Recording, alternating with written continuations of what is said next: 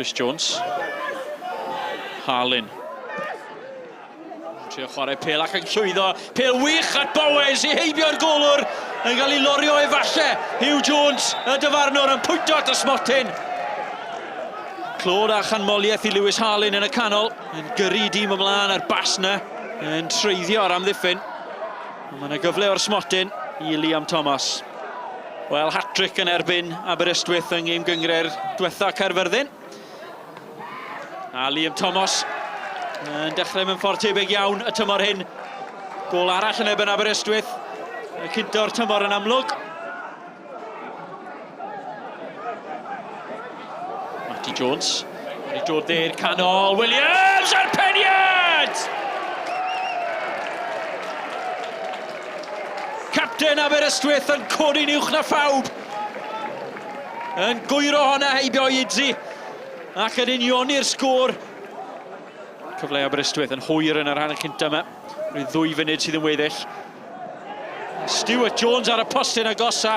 Y peniad yn syth at Idzi sy'n ddiolchgar iawn y tro yma fod e'n gallu cyrraedd honna.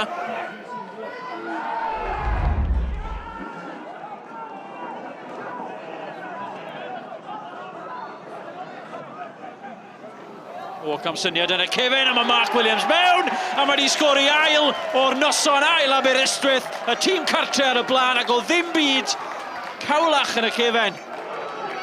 O bawb Lee Sermon, y chwaraewr profiadol, y capten. A'r biger draen, yn nerfus, ddim yn siŵr be i wneud. Cam syniad. Scotcher ar gornel. Caerfyrddin eisiau taro nôl, yn syth ar ôl y gôl, a dyna daro. Ceri Morgan yn rheoli'r bêl gormod o amser, neb yn cau y chwaraewr canol ca. Y foli yn bwerus, a bron yn ddigon cywrain hefyd.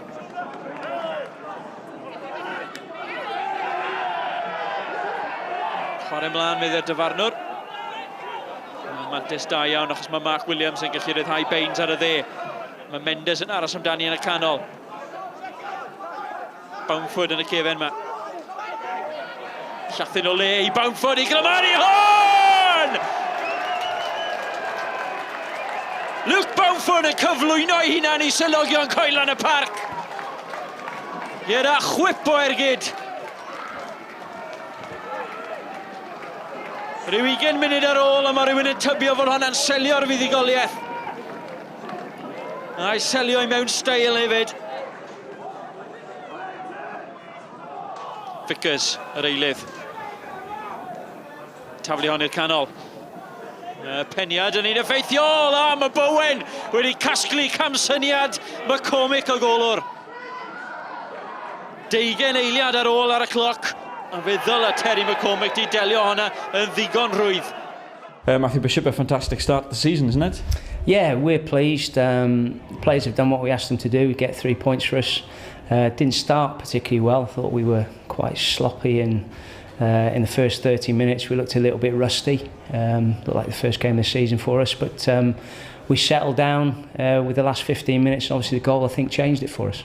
Both front men were exceptional today. I'm delighted for both of them to get off the mark. They both did it last week, and they've continued that and worked tirelessly throughout the game. You know, and that's what you want from your strikers, not only putting the ball in the back of the net but also doing the other stuff, and I thought were exceptional today, amongst other players as well.